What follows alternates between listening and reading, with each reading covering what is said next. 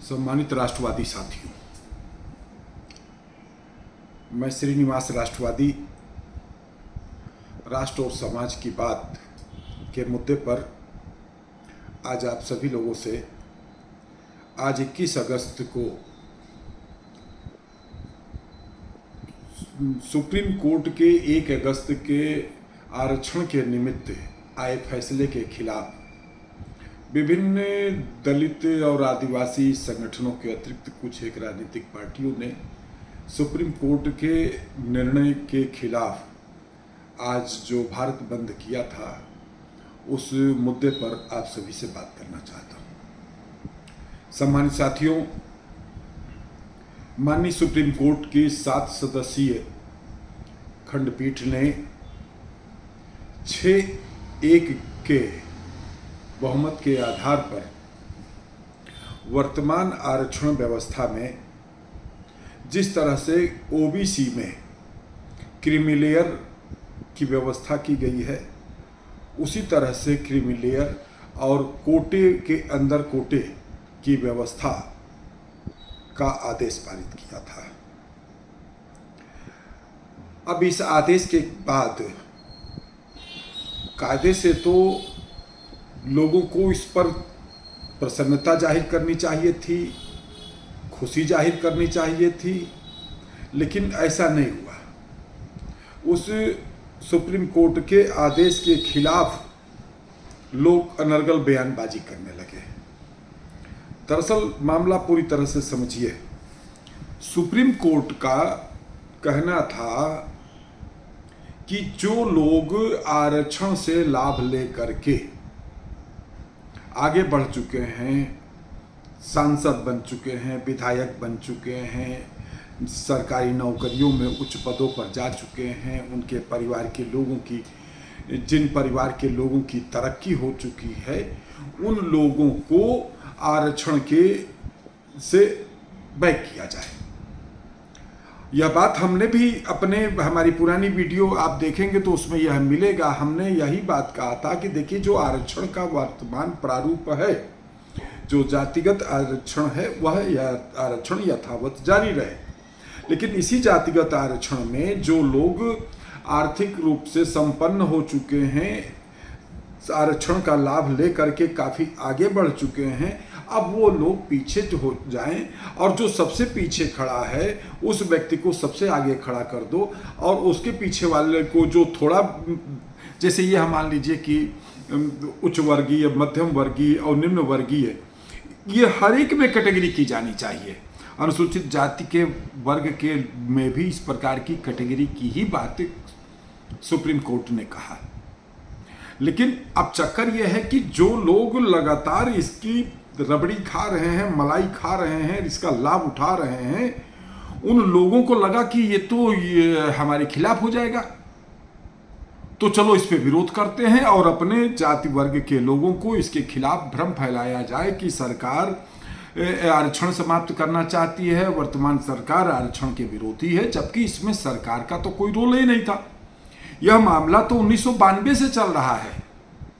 1992 में मामला चला, फिर 2004 में इस पे एक डिसीजन आया कि नहीं, जो बाबा साहब अम्बेडकर ने जिस आरक्षण की व्यवस्था की है वह आरक्षण यथावत रहेगा, उसमें कोई किसी भी प्रकार का कोई बदलाव नहीं होगा। फिर इसके बाद जो है लोग अदालत गए, कोर्ट गए, फिर इस पर जो है 2020 में एक उच्च सदन, भाई 2004 में जो फैसला आया वो 5 सदस्यीय खंडपीठ का फैसला था।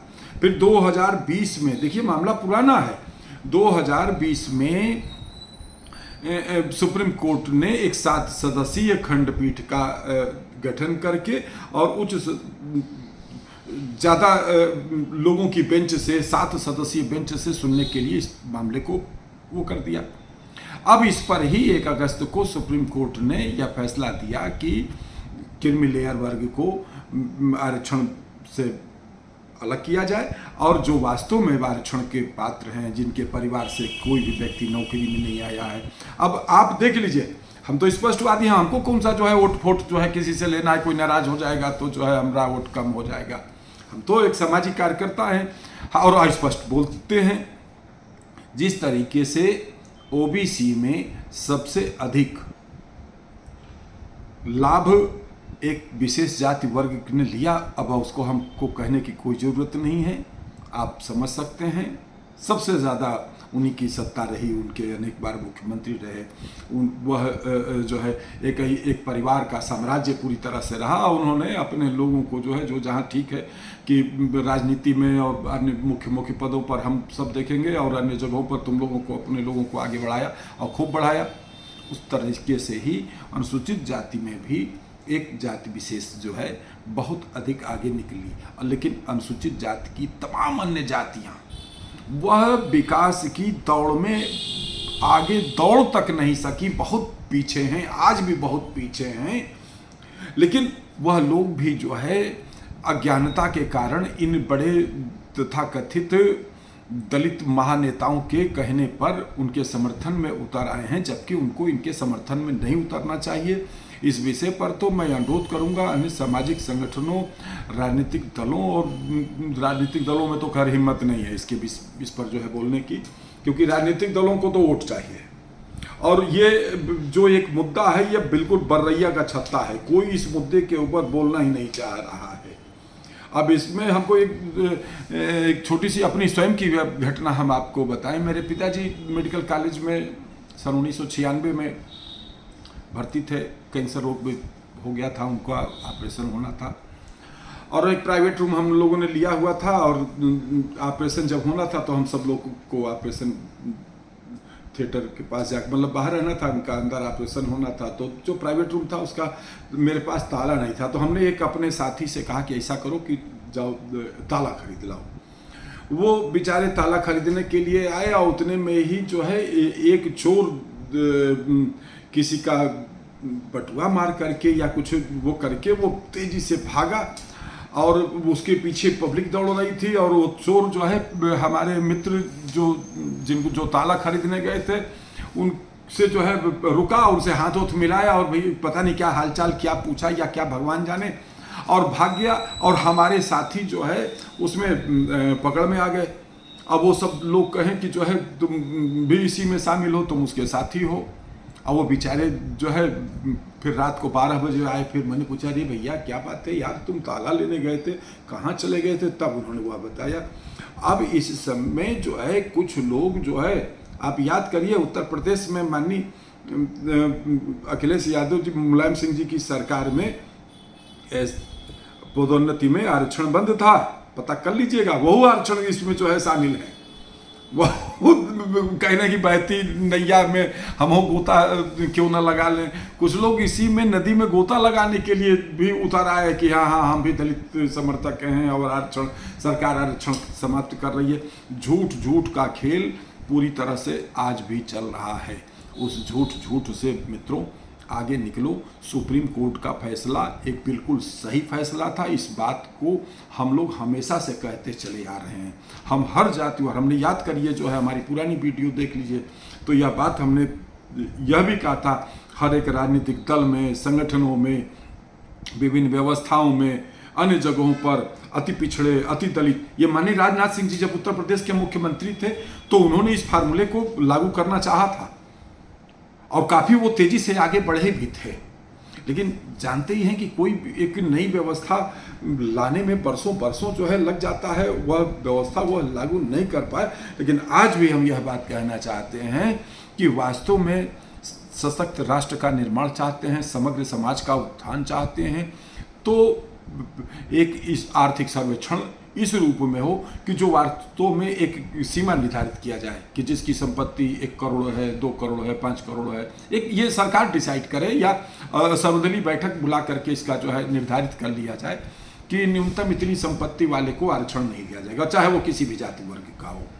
तो जब इस फार्मूले से एक आर्थिक सर्वेक्षण होगा तो जो वास्तव में बेचारे आरक्षण का लाभ नहीं पा रहे हैं वो लोग आरक्षण की कैटेगरी में आ जाएंगे और उनको आरक्षण का लाभ मिलेगा। यही डिसीजन है सुप्रीम कोर्ट का, जिसके खिलाफ आज कुछ बड़े लोग जो वास्तव में इसका पूरी तरह से लाभ ले रहे हैं। और उनकी स्थिति ये है, मैंने पहले भी कहता था कि उत्तर प्रदेश में एक राजनीतिक पार्टी इस प्रकार की भी है जो वो कहने के लिए तो समाजवादी है, लेकिन वह पूरी तरह से परिवारवादी पार्टी है। अगर संविधान में ये व्यवस्था होती कि 5 साल का लड़का भी चुनाव लड़ सकता है तो उनके परिवार के अलावा दूसरा कोई टिकट ही न पाता।